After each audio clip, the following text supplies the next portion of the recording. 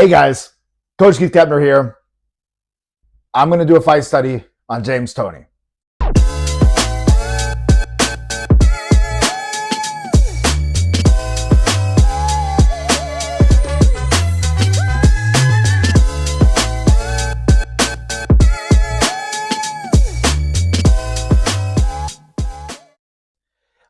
I went through and watched a bunch of his fights again, and it was really hard for me to pick and choose what fight to do a fight study on. I wanted to maybe do one on the one that I feel like everyone has seen already, where he fought Iran Barkley.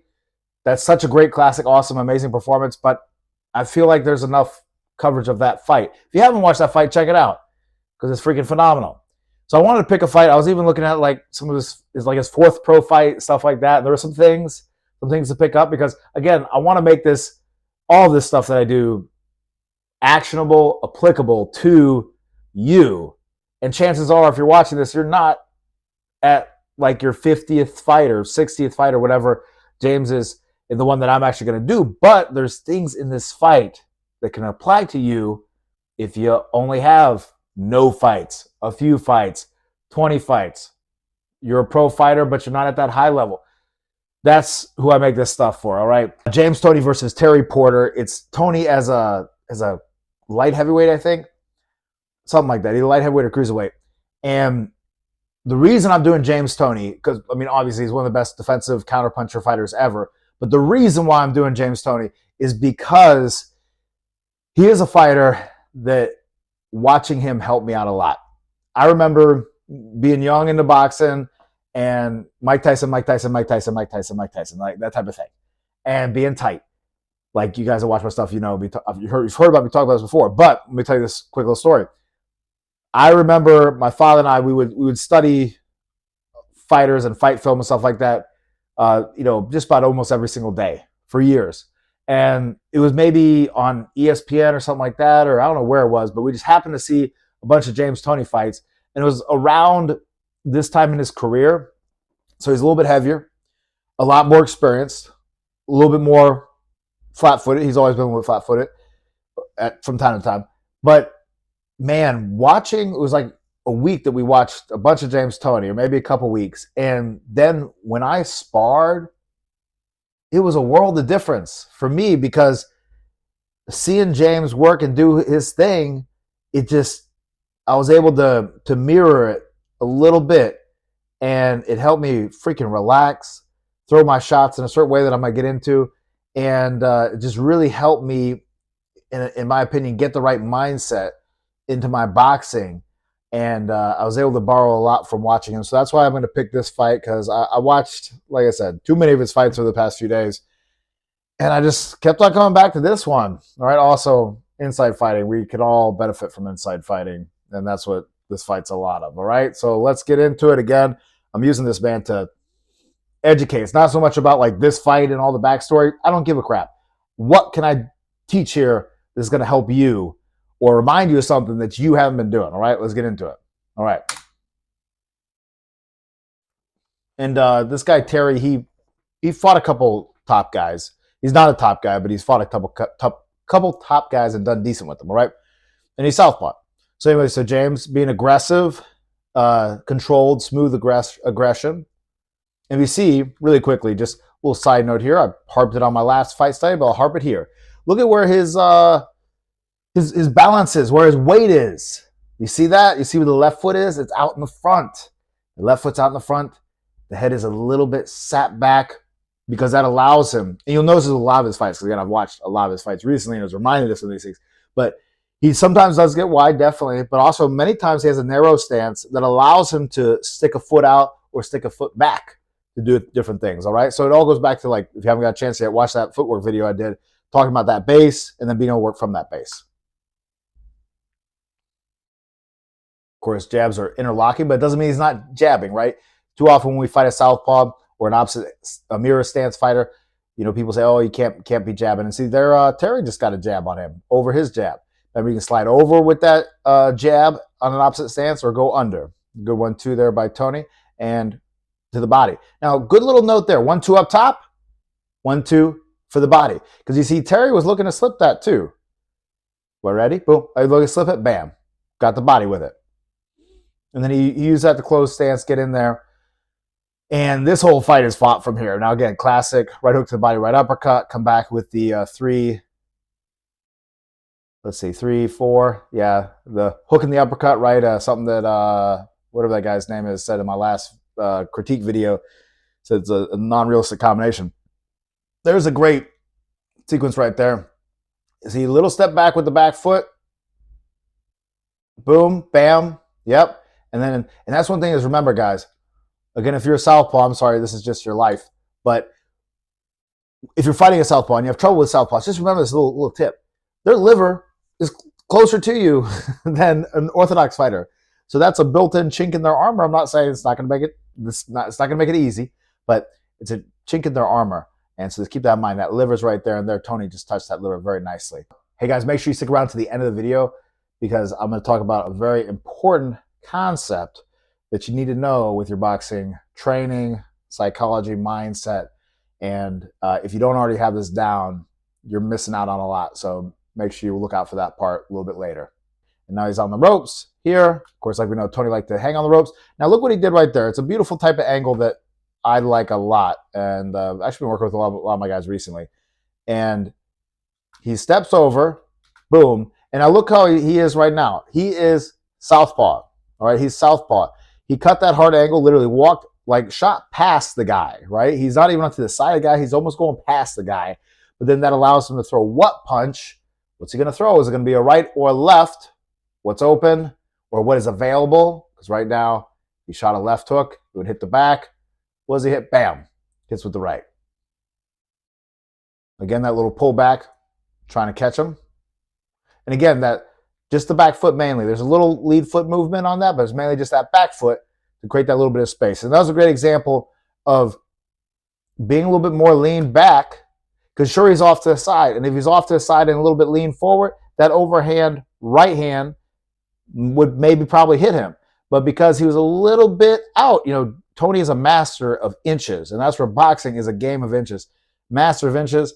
And when you miss the inch, bam, that one gets you. Beautiful knockdown. We don't need to relish on it too much. Great counter shot. And now see, notice how Toney is, and you'll notice more and more as this fight goes on, he's touching. Terry's touching a lot too, but Toney's touching. Those shots are like not the most massively powerful shots, but they don't feel good. They wear somebody down, and that's beautiful circular. See, you know, Toney in a good, just standard boxing stance, nothing extreme, nothing crazy. And he's, because of that, he can move around with those shots like that. Look at him step around, come for the body. Beautiful circles. And you notice defensively, he's always ready to do what? To sit back a little bit. To sit back a little bit. I'm not sure what the reach is with these two gentlemen. I'm sure I could pull back earlier and see, but he's sitting back just a little bit so he can see things better, react to things. And now, one thing is, this is a classic example of, you're going to see one fighter with their hands up and one fighter with their chin, with their hands down. Both fighters pretty good at keeping their chin down in this fight.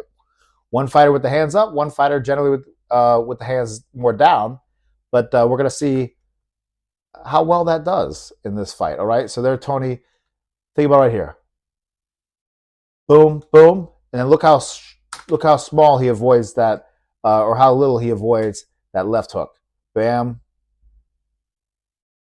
Boom, boom, boom. Beautiful.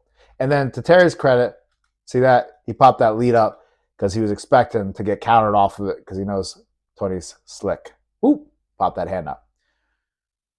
Good short shots. That's where James Toney mastered the short shots, relaxing on the inside. Now here's a great little thing, right?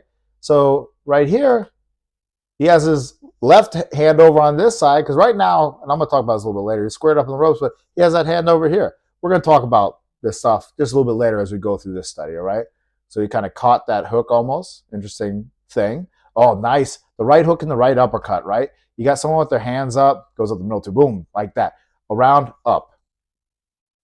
Because too often on the inside, you told me if you have this problem, and beautiful job maneuvering around, you will get hook happy, and you'll just hook, and you won't split up the middle. You got to split up the middle and mix the hooks around. If you just split up the middle only, it's not enough either. Right? But see, Toney is conserving energy right now on these ropes, and smooth customer. One of his classic little moves right there that he does the inside, did it against there. Iran, he did a lot against a lot of guys. Is he's over on that left side, left uppercut. Boom. See, Terry's trying to fight him on the inside. I'm not sure exactly what the strategy is on that. And that was a beautiful example of a good counter by Toney. So Terry's letting his arsenal go, and in the middle of it, Toney doesn't wait for him to finish. He doesn't say, "Hey, are you done?" Boom, boom, right in between, right in between. Guys going for your body, the head's open, so you can shoot those shots. And if you shoot them like Toney, they're so compact. Boom, boom, you're safe. He was safe, and you'll be safe countering like that. The little step around, shoulder, of course. And again, what's funny too is that with modern internet boxing culture, he does a shoulder roll, and no one calls it the Philly shell roll, whatever this nonsense. They just say he likes to use his shoulders, right? Because that's all it is. Anyway, this is a great thing right here. Okay, so nice little pullback right hand, little pull again with the right hand, and he maneuvers around with the right hand. You can do the same thing too, guys. Someone got you on the ropes, right hand, right hand, right hand, and throw it as you step around. That's like I talked about again in my footwork video about throwing a combination, finishing with a shot, and moving that way when you're done. Excellent. Hell of a first round. Okay, well, here's that knockdown. Let's just watch it just so we can see. See that little pullback as he leans. Pullback as he leans. It's not just the lean, so he gets hit by it. Bam, and beautiful. See how short that shot is? But it's right on the chin. Right on the tip of the chin. That's why it did what it did. If he wouldn't have hit him tip on the chin, it would have hit him on the forehead. It wouldn't have done that, guys. Terry's not a wimp. So that shot would have not done what you just saw if it didn't hit him tip of the chin. Whatever. We'll start here. Sorry for the quality of film, but I was just like, man, this fight just connected with me. Because look how cool Toney is.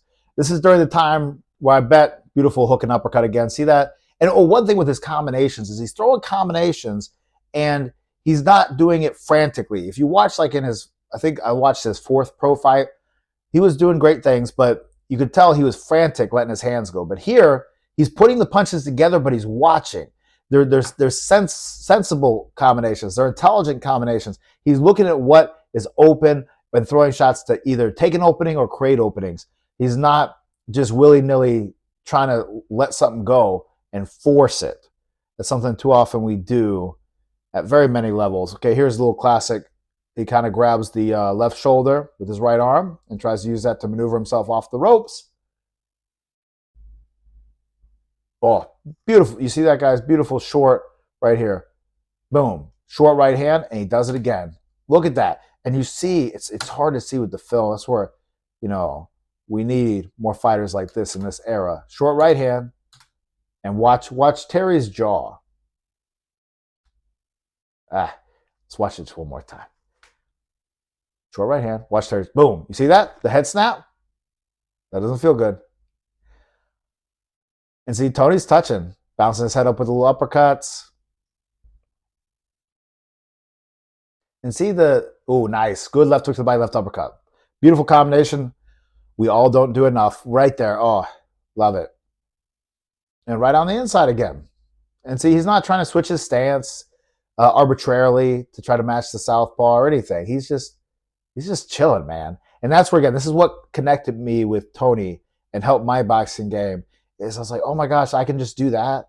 I can just relax there and be okay. I don't have to be frantic. Here's Toney tried to use that shoulder on that side. That's one thing, is that when you're squared up, be okay with a shoulder blocking on the right side, whatever. And that's, I think, going to lead me to a good time. I'll wait a little bit longer to talk about the one thing I want to talk about. It's a big thing. This is a beautiful counter right here. Boom. This is what I love about Toney, is it's an opportunity for us to see all the counters that people work on in the gym, when people should do it, and how to actually do it. So often you'll see all this, you'll train all this stuff like block a hook, shoot a right hand, and it's honestly hard to find examples of it sometimes. All right, so right here, boom, bam, beautiful.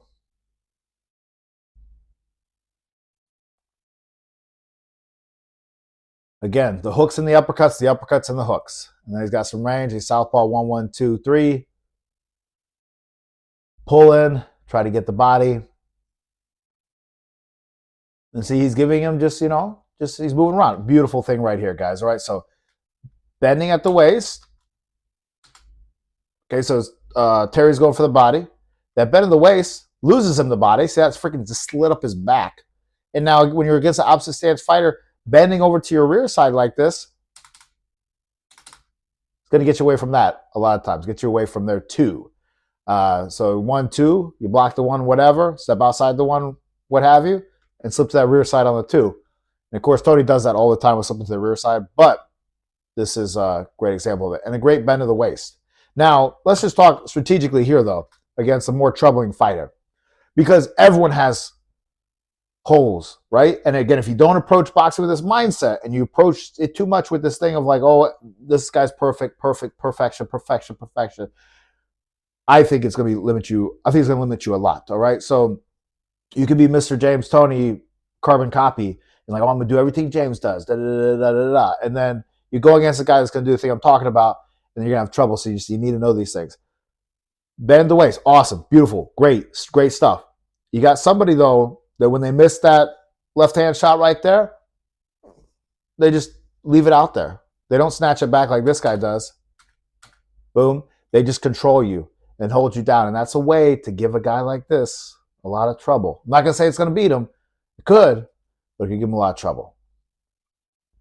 Good hook up high, hook to the body. And now if you notice, he used that. Boom, boom, left it there to maneuver Terry to the ropes, right? Boom, threw it hard, but then left it there. Still kept tension on it once it was there to maneuver Terry to the ropes. Now he's working him back. And look how compact James Toney's shots are. The key is that comes from looseness. It comes from the shoulder snap. Hey guys, by the way, if you're liking this video so far, make sure you click like and subscribe. Thanks for your support.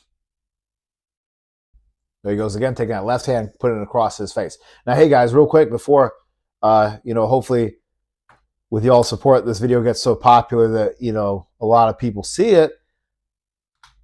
This is not a new thing of like, oh, he's doing the Gene Fulmer. He's doing the Gene Fulmer. That's what he's doing. Oh man, he just, it's not like you're going to interview him and he's like, yo, so I was doing the Philly show and then I went to the Gene Fulmer, right? He's almost going southpaw and just doing a standard boxing stance southpaw and bringing it over. And I'll use this opportunity as we watch this fight to talk about something very important that you need to understand with boxing if you don't understand this already, all right? Or be reminded of. Because when we all work technique, we all work on stuff like stance, quote, proper movement, things like that. What's important at the end of the day to remember is that it's an art, right? So you can stand like James Toney's standing. Let's look at how James Toney's standing. Boom. Right here. He's not in a boxing stance. He's squared up with the guy. His legs are almost locked at this point right now. And, right, his hands are down, right? All the things. And it's not that it's just like, oh, he's just such a masterful. He is masterful. He's very, very good. Elite level, world champion, everything. One of the all-time greats. But you can get away with some of the same stuff. I'm not saying you should practice the same stuff, but you can get away with the same stuff when you get out of your mind that everything has to be freaking textbook. All right? Look at this beautiful little combination here. Look at that. Look at that. Coming around, but the man has his hands up. I don't understand, Coach Keith. I have my hands up on the inside. Why did I get hit by those punches? Because James Toney's not perfect. He's very good at getting those shots coming around the guard. Right? Just because, remember, one thing is, what does James Toney have an advantage of in these situations? His advantage is what? His vision is better. His vision is better. Right now, Terry, he has this blinders like you have on a horse that you put on a horse so you can only see forward, right? So the horse doesn't get spooked or distracted. Right now, he's making himself a horse. And too often, I see fighters get stuck in this high guards thing. And again, like, there's uses, there's times and places, all right? It's not, again, you put up your hands up high like that, you're going to get beat, and if you don't, you're going to win. It's just that We need to know how all these things interact, all right? But against a slick fighter like this, with his advantages, his hands are lower, so he can actually see everything that's coming. And his hands are higher, Terry's hands are higher. He can't see anything that's coming. He can't see this. He can't see this, can't react to it. He can just eat it if someone knows how to place the shots. If someone doesn't know how to place the shots, then he can get away with it, all right? But against a precision striker like this, it's going to be trouble. But Toney has those hands low. It provides him more vision. But think about what he's protecting. He's protecting the one thing that largely I say is the way to beat a tough guy, which is he's protecting the body. His hands are always protecting the body. By the way, quick, nice little slip here. A little deep, but slip into that rear side again off the 1-2. Nice shot inside. But Toney, you'll see he's squared up sometimes. Sometimes he's in a great stance, but sometimes he'll just be squared up on the inside. His hands are down here, basically. His head is wide open. Another good example of the 1-2 and Terry avoiding it. Good work, Terry. And he gets the hands up when he needs to get them up, right? Like Chuck Bodak would say, it doesn't matter where you hold your hands. It matters if you get them up to defend, right? And you see a lot of old school fighters, which obviously, like we know, James Toney studied a lot of old school fighters, and I guess is considered an old school fighter nowadays. But it doesn't matter where the hell you hold your hands, as long as you react defensively, as long as you get them up when you need to. And he has his body protected largely automatically. His head is able to move, right? And then it also allows him a lot more, look at that beautiful combination, a lot more vision. He throws a great combination, and then he kind of spins him off. Now, you see how he spins him off, right? Everybody, and I don't know if I want to get in this rabbit hole, but I will get in this rabbit hole just for the heck of it, right? Because I want to make sure I contribute. I see guys, like videos of instructionals, things like that, of guys grabbing somebody with the opposite hand that they're going to, of the way they're going to spin, right? So James Toney throws his combinations. Boom, boom, boom, boom. He's going to move left, uses his left arm to come around and maneuver his guy around. I see guys do the opposite. They'll grab the other side to spin the other guy around so they face him. No. Don't do that. I think maybe you probably saw that Roberto Duran demonstration that he did where he did that, or maybe he did that once or a couple times in a fight, and you're like, oh, this is what I'm going to do now because he did it. But I don't care if he did it. What's gonna do best for you and what's going to work for you as a fighter the majority of the time is to do it just like that. And countless examples. All right. Beautiful. Look at that relaxation by Mr. James Toney. Super relaxed, poised, focused. And you know what it is? You can tell, and we all know this, he's getting the ring experience in the gym, right?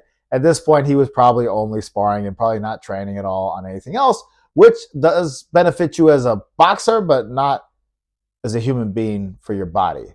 But that is, though, where you see this type of timing, the precision of the shots and things like that, and why he can be comfortable in any place in that ring.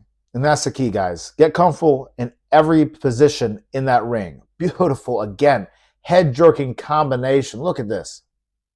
Look at that. That all just comes from the shoulders, guys.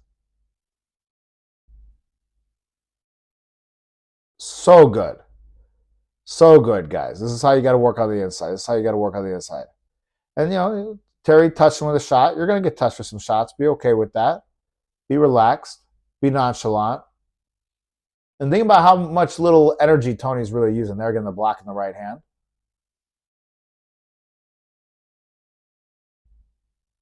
And again, against the opposite stance fighter, you are going to have a lot more opportunities for a right hook. Because if the rear hand is a little too far forward or just not perfect, and you can work a way around it like Toney is, you're going to have a lot of places to land it. Too often we think against opposite stance fighter, we got to only throw right hands, right? Or only throw left hooks. No, you have everything. Or shall I say twos and threes, right? If you're a Southpaw, listen to this. Talking about opposite stance. Nice. Good little hook again. But yeah, remember, guys, you can be squared up. You can break all the rules. Doesn't matter. There we go. Again, perfect example of how you actually spin people, grab them at the waist and turn them. You want to go left, you grab them at the waist with your left arm and turn them. And against a southpaw, opposite stance fighter, it's very easy to do that. All right, beautiful combination here. Coming back around. Oh, putting his head on different sides on the inside as well. Bobbing under. Can't remember if in this one, if he bobs on one side or if that was another fight I was watching. Bobs on one side, sometimes rolls under. Good little uppercut. Tony's totally square, but it doesn't matter because Tony's relaxed and he's aware. And again, this is not something you go in the gym and you're like, oh man, I'm going to practice this on the bag necessarily, or I'm going to. You do this in sparring, man. Take the opportunity sometimes to just calm down, relax, maybe go against a less experienced fighter, beautiful angle, and work on not being dumb and doing dumb things, but just on being comfortable. Like I tell my guys, act like it's your living room. Look at that hook to the body uppercut. Oh, body, head. And that's the key too. A lot of times he doesn't finish at that body, right? He finishes at the head. So I talk about we got to do most of the time, body uppercut. It's going to make you successful. Head. And again, he's thoughtful with his combination. See that? And that little bounce. Look at that. He just dials in those little hop steps around that make it. And I can see Terry's like, I'm getting the hell out of here. And again, Terry, smart move, my man. He can tell that Tony's cooking something. And Tony's starting to cook up. Oh, let me get the hell out of here. Right? And remember that for yourself. Someone starts cooking on you like that. Don't just stand there and let them outclass you. You need to just freaking take a step back out of there. Because that right there, Tony hired him to be his heavy bag, and he quit the job. And that was good. Terry tried to get that overhand shot, which you would think is something you got to get against Tony. And maybe I think maybe that's something that people have landed against him, but I don't remember. But Tony just wasn't available for it because he's changing his distances, changing the range on him. And that again goes back to having that weight a little bit more sat back. Far less openings for anything and everything. And you can see things far better. Put his head on different sides, look at his setup shots, and think about how he's just moving his head. He's not going crazy. He's just putting his head on one side, other side, because while he's doing that, the other guy is trying to adapt to that. Try to think what I'm going to throw, because if Tony's on one side and he's on the other side, it's gonna have that little bit of thought. Nice combination by Terry. See, I mean, Terry's not a horrible fighter or anything, but he is outclassed in this fight. Nice by Terry, coming back. And that's one thing too against a counterpuncher, by the way, guys. We can always learn something from everybody. We can learn something from Terry here. So Terry shoots a shot and then hits him with the next shot. Too often against counterpuncher, we might shoot that shot and we stop. Boom, right back. So against a counterpuncher, you need to be okay with missing some shots to land the actual shot that you want to land. Because a good counterpuncher, good defensive guy will make you miss, and hoping that you stop on 1, 2, or 3 shots all the time, or typically one shot, versus you're still throwing when they come back up.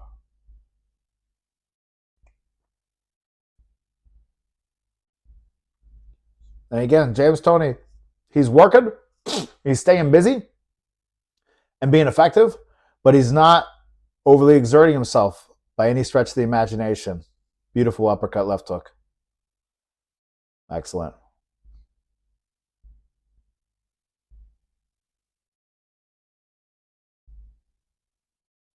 Again, uppercut, hook, same side. See, he does a great job. Oh, they're doubling up, because I was just about to say it. He does a great job of going left, right, left, left, left, left, right, left, left, right, right. And that's what makes punches hard to stop. Too often, we're just right, left, right, left, right, left, right, left, right, left, right. And when you double up, it's going to make it hard, particularly against a guy with a higher guard, because he can't see. It's going to be harder for him to see those little change ups.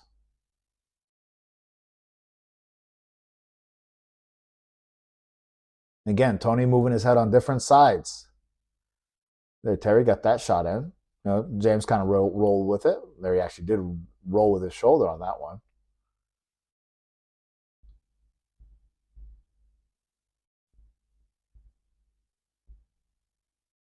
Very good.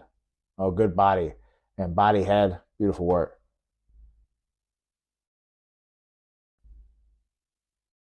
Let's see if this fight goes back on the inside. Well, sorry to break it to you, but it does.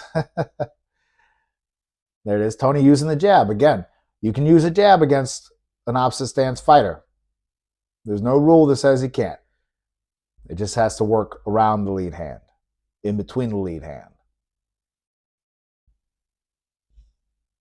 And one thing, too, is that why does James Toney also get away with getting hit sometimes, right? Why don't you see him just get freaking, like, I don't know, just beat the hell out of when he does get hit or overly hurt? You know the answer. The chin is down. Look at that beautiful shot. His chin is beautifully down, and that's why he can do this. Good. Hook the body, hook up top. And then back downstairs. Excellent. Oh, look at that. You can't even tell he's throwing a shot. You can only tell because his head is popping. Boom. Look at that. Beautiful. Spun him around. Pepper, pepper, pepper. Right?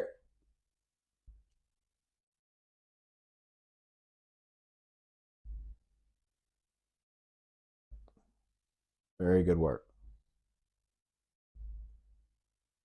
Yep. Hook to the body uppercut. Did it on both sides.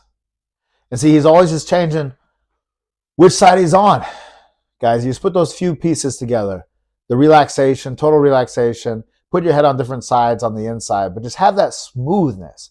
James Toney is so smooth, and you can just take a little dash of that smoothness, I know, and put it into your own game. It'll make a world of difference. He got touched on that one, but it's not going to affect him.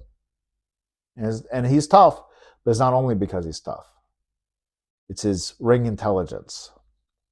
Now, I'm going to jump ahead in this fight a couple rounds because there's a lot more of the breakdown happening, right?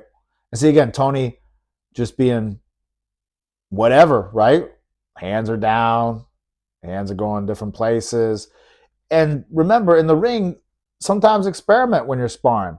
Try different things. It leads me to a story. I remember my dad was working with some coaches, and they became world known in the early 2000s, and they were having trouble getting some certain things down. It was some fighters and some coaches, right? It was like this kind of camp, and they were having some trouble getting some moves down, some defensive moves down, and that's where he told them, "Hey, I don't care how you freaking stop it, just stop from getting hit by that punch." Right? And that is something that's an important thing in boxing that we need to remember, is that, and all of martial arts and combat sports, is that at the end of the day, like I said in my other video, you can't argue with results. If it works for you, it works for you, and you can talk optimums and everything else, but you need to adapt that a little bit in your mindset of hey, like if you can stop the punch that way and not get hit that way, let's do that. Let's get that. Let's use that, and then maybe try to develop what is thought to be more optimal. But don't lose that, and not let your body find a way to find a solution. That actually leads me into motor learning, and some of the theories with that is the idea of not training a set exact way to do something, but allowing an athlete to find with their body the best way for them to do it. All right, that's going to equal the results you want, right? So, like we all know, people in different sports, I'm not super versed in other sports, but I've seen these examples where a pitcher in baseball throws a ball completely ridiculous or just odd. I know a guy who's an Olympian, I don't know, discus thrower or something like that, and he told me that there's guys that have certain ways to throw that he would never teach anyone to do because it's not going to work for the majority of people. But they find a way that is the groove for their body. All right. And so you need to do this a little bit with your boxing training. Again, there's advice, there's advisory steps and moves, but you need to have that time in the ring, build up that experience, have the knowledge of the techniques and why to do it and the concepts behind it, so that therefore you can take those concepts and apply it in whatever way you find to be successful. There, Toney just got nailed by a straight left hand. But I hope that rings with you guys, or I hope that makes sense, because that is where you start to become really good, in my opinion, and start to creep towards someone like a James Toney level. Because, yes, he knows a lot of techniques. He knows a lot of the different things like that. But it also is from that experience and him just letting his body almost learn in the ring. And that is also the advantage, by the way, of a seasoned fighter versus a not so seasoned fighter. It's not necessarily the seasoned fighter literally can tell you all the extra stuff he knows. Ooh, rocked him with that. But the body knows in a way. Throw it on the way back. All right. So we're going to skip ahead to some random people or famous people at this time. Round 7. We're going to jump ahead to round 8. All right. Just trust that Tony's continuing to break him down. All right, round 8. Here we are. Because again, too, if you try to take, just to double down on this point, if you try to take, it's like the thing with the guard conversation or different stances or different types of punches. If you try to take each one of these things that the guys are just letting their body do, right? They practice a form of it, but then also just let the body do it in certain ways. If you try to take what they're doing kind of almost just from experience, you take that and you try to just do that. That's like you seeing the rich guy on Instagram and you're like, man, that rich guy has a Lamborghini. I want to buy the Lamborghini. And that will make me the same status as this guy, where it's actually the work that the guy did. That was this beautiful counter. I don't want to touch that again. But it's actually the work the guy did behind the scenes, if they're a legitimate guy, they're not just some scammer, to get those nice things. But too often, it's like in America or in the Western world and with humanity in general, we'll see things and we'll copy the wrong things. You don't see the things that you actually need to copy a lot of times, right? You'll watch your favorite boxer, you start copying these arbitrary moves that are not the reason why they're successful. It's like, just an example, just to get it out of the modern time so I don't piss people off, but Kid Gavilan, the Cuban hawk, right? So the inventor probably of the bolo punch, right? It wasn't because he had a bolo punch that he reached to whatever success he had. It was all the other stuff. And just his bolo punch was just a unique thing about him, but it wasn't the reason of his success. You see a guy that has something that you want, and you notice he buys these types of shoes. I'll buy those types of shoes. You're an idiot. Don't do that. And the same thing happens I see with guys with boxing. Guys are successful fighters, and people will be fans of them or be into them, and they'll copy things that are not the things they need to be copying. And I'm not saying like if you do copy, you're not going to be successful, but your focus is on the wrong thing. And where focus goes, energy flows. And you're going to grow that. And then you're growing all of these tricks and arbitrary things versus the real base that you actually need to grow. All right. Anyway. Boom. See that? He slipped. And this was beautiful too. A great example. Because people were like, don't slip to the inside of the punch, right? Well, so here's a jab. Guess what, gang? We can slip to the inside of a jab most of the time. He's Southpaw. The inside of a jab most of the time. Why is that? Because jab's simply straight, right? So, and people sometimes arc rear hands, right? Number 2 punches, right? The right or the left in this situation, or the right from an orthodox fighter. People sometimes arc those punches, and that's why it can be more dangerous to slip that to the inside, right? So here, but it doesn't mean that either. I've slipped plenty of straight rights to the inside, and I've been fine, even without stepping inside or anything. Right? I've been fine. I've also been hit by it too, but I've also been fine. With the jab, it's typically straight. You can typically get away both ways. But wait a second, Keith, you're going to get hit by the 2. Well, let's see what James Toney does. Boom. He gets a shot inside of it. It's hard to tell in the film if that landed clean, but Terry was coming back. That did land clean. Toney got it inside. Terry was coming back. Toney got it inside. So there you go. James Toney broke the rules. Boom. Don't do that. You're going to get killed. Don't slip this way. You're going to get killed. Boom. Nah, he freaking rocked the hell out of the other guy. Why? Let's look at the reasons why. The actual reason, not the folklore, not the mythology why, the real reasons why. Why did he get that shot? Why did that work? Well, for all the reasons I said before, and then I'm going to add this on top of it as well. The timing of it, right? He shot it just enough on the inside of the of the 1 and the 2, right? Terry's going 1 and kind of a 2 rear shot, 1, 2. Toney got it just in the right timing that it makes sense and it works. If he delays too long, if you slip that shot maybe on the inside, yeah, maybe you are susceptible now to their 2 if you stay there too long. Hey guys, by the way, I have a join option, level 2, where you can send me your sparring or training videos and I'll give you an analysis and a breakdown of it and give you my coaching tips for how you can make the most of it and continue to grow. So click on the channel page and check out the join button, and maybe you can be one of the next folks that I review your footage. Beautiful.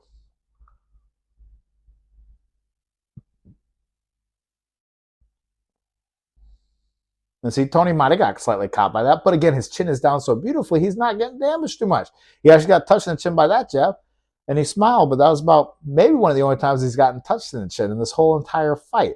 And again, getting hit on your skull is not good, but if we have to get hit on our skull, because this is boxing, let's get hit up here.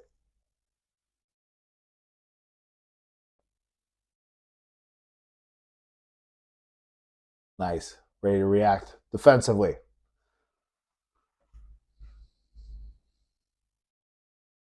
That was good by Terry. He went down for the body on Toney.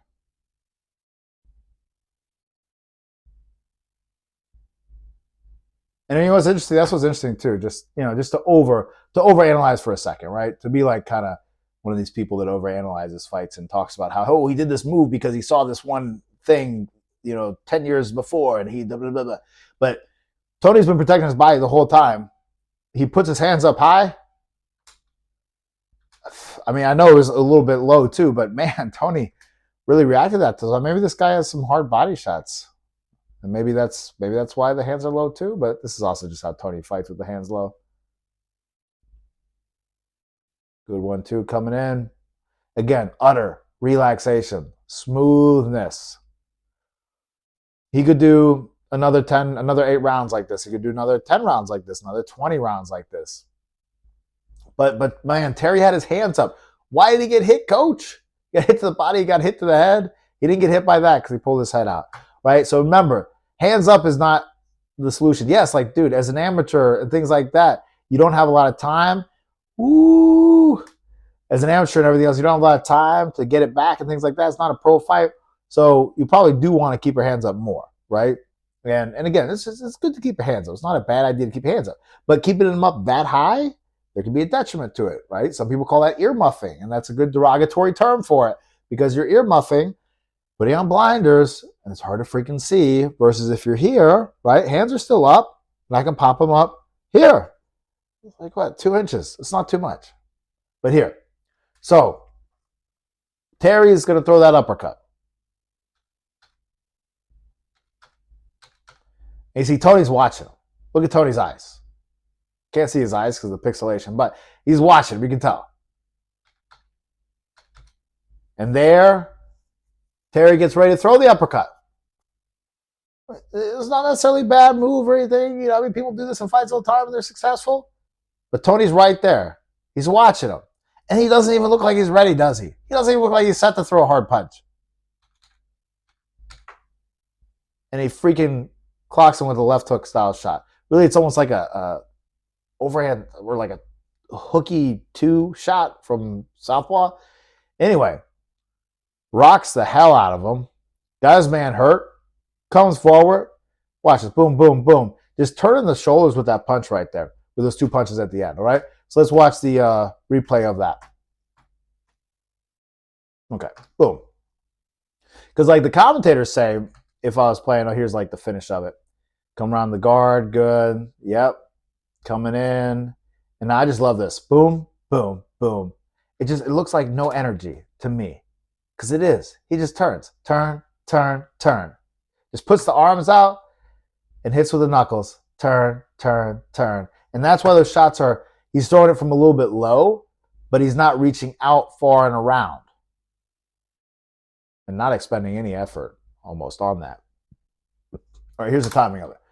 Let's watch. Tony sees his drop, boom. And Terry's chin came up with that uppercut. Let's watch that again. Yep. Tony sees it coming and just shoots it. Because again, he hits him right on the chin. And like he dropped him earlier, you hit someone square on the chin, it's going to have this effect. And if you don't, it won't. Watch it right here. Tony's watching. And see, Terry's chin's coming up a little bit. And again, people get away with this all the time. You just, the one time you don't, you don't. And this happens. Boom. Right on the jaw. That's why it does what it does. And then racks his head with this, wobbles it. Oh, again. He's hitting those good areas, guys. Good accuracy. Again, with that hook that was so tight, he hit the same thing as well. Look at that, right there. He's not going for the over-the-top style shot, whatever. He's hitting the most valuable areas. And you can hit those with not that much energy and hurt people discombobulate. Oh, well, there's Chuck Bodak.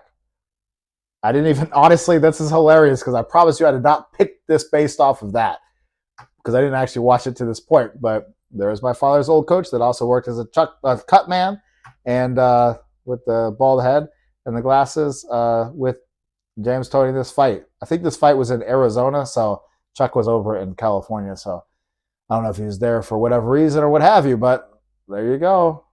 Super cool stuff, guys. Anyway, hope you enjoyed watching this. Hope you got some good tips. And again, this is not so much about, the lore of James Toney or the lore of this and the mythology of this fighter, but it's about the stuff we can learn from these fighters, not so we can just learn and have a bunch of facts. But I'm a boxing coach. I work with boxers. I want to help you become a better boxer or understand boxing better in actual applicable ways. All right, guys. Anyway, make sure you click like, make sure you click subscribe, comment below any thoughts, questions you have. And I really appreciate the support and everything else. And let's just keep on growing this channel, guys. Appreciate you.